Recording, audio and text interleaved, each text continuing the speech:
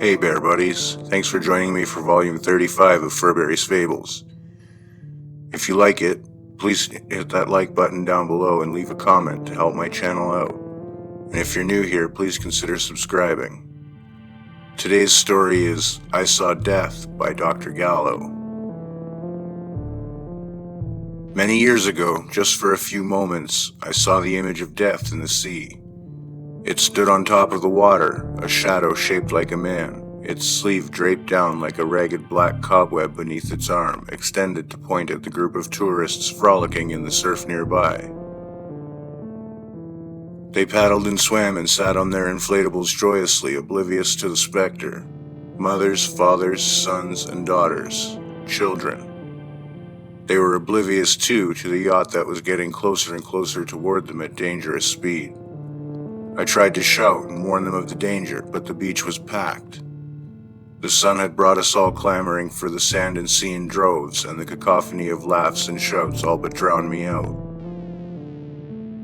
The hard metal white hulk sliced through blue sharply and was soon upon the families in the water. I watched, my blood turned to ice, and my stomach shrunk to the size of a walnut as my mouth flapped open, soundless and impotent. But I watched as it hit the first woman's back, and I saw the explosion of red that surrounded her as she was dragged along through the water into the others. A child next, a girl of 8 or so who disappeared under the prow as if devoured once it had cruelly smashed the air from her lungs. Mercifully, most of them didn't see it coming. There was no time for them to process the imminent end of their lives or to feel the terror that would have come with understanding. Others, however, were not so fortunate. A little boy now, he watched paralyzed in fear as the boat hurtled towards him before he disappeared as it rolled over his tiny frame. His inflatable giraffe appeared shortly after, yellow and red, floating aimlessly nearby like a popped, discarded balloon. I finally managed to avert my gaze before I could focus too much on the bits and pieces that had appeared behind the boat in the churning red and white froth, before I might have been able to make out limbs or other features of those happy souls I'd been watching mere moments before. I realized there was dreadful screaming. The beach was alive with horror as people realized the awfulness of what had happened. The yacht had stopped. I saw its pilot standing motionless on the deck with both hands over his mouth as he overlooked the carnage he had wrought. I saw the Coast Guard's bright yellow jeep weaving its way among the tourists along the beach. All at once, I thought I heard the flapping of wings over the commotion. Big wings.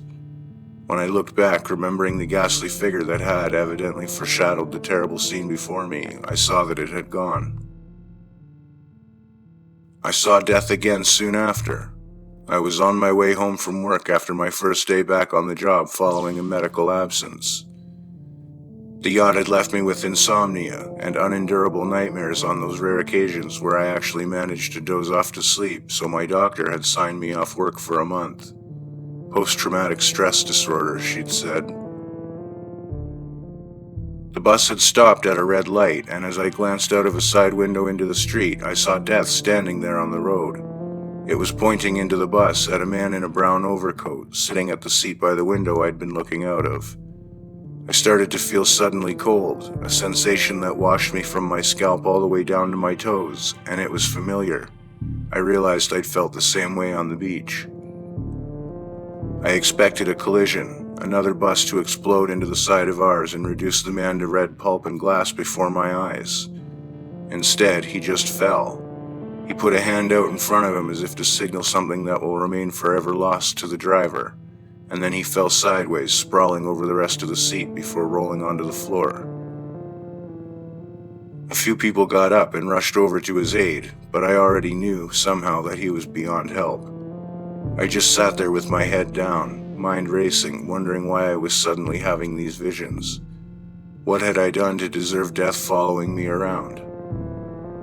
I looked over to where it had been in the hope that it would recognize the pleading in my eyes and be encouraged to sympathize, to offer me answers, but it had already taken its leave. The next time I saw Death was about 6 months later. I was walking along my street on my way to do some grocery shopping when I saw our local window cleaner doing his rounds. I felt the icy water wash over me again, just as it had before the old man on the bus had fallen, as it had before all those lives were cut so brutishly short on that day at the seaside. I knew exactly what was coming. As I got closer, he walked into a garden and put his ladder up, as he must have done 1,000 times before, and climbed confidently to the top using his left hand with his bucket in his right. Death stood across the road, pointing at the man as he ascended. As soon as he leaned over to tackle the first pane, he stretched a little too far and overbalanced. As he fell, his foot got caught on a rung and swung him around so that he was upside down. He hung there in the air, suspended for a few seconds before gravity pulled his foot free and he fell the last few feet. He landed on his head, which was forced squarely parallel to his shoulder as his neck snapped. The noise it made reminded me of when I fumbled and dropped a light bulb. It was a small, wet pop. The window cleaner hadn't even been that far off the ground in the end. The angle he landed at was just horribly wrong, which I noticed with gritted teeth as I carried on past. I didn't look across the road for death. I'd already heard its wings take it back to the depressingly gray sky above me. The next few years were odd, to say the least. I witnessed more death than the average coroner. Road traffic accidents, drownings, 1 in a million chances happening over and over again. Whether it was the young electrician I saw charred black as he accidentally touched the live wire, or the middle-aged woman crushed to paste by the side of the house that had inexplicably collapsed on her as she walked by. She was narrowly survived by the baby in the pram who escaped his mother's fate at arm's length from her as she pushed him along. I had so many questions, but no matter where I turned, I just couldn't find answers. I scoured old books in the libraries and dug through countless occult forums on the internet, looking for some illumination in magic, in divination, in demonology, or in the stars. I didn't know if I had been chosen, called upon simply to bear witness to some cosmic balancing, or that I was just cursed, drawing death to me, that I was somehow the catalyst of the indifferent violence that plagued my existence. I had to leave my wife and my little boy behind, of course, for their safety. I was oddly serene about this. It hurt like hell to leave them, but I knew that my presence put them in immediate and constant danger, and I simply could not live with the risk. I loved them too much.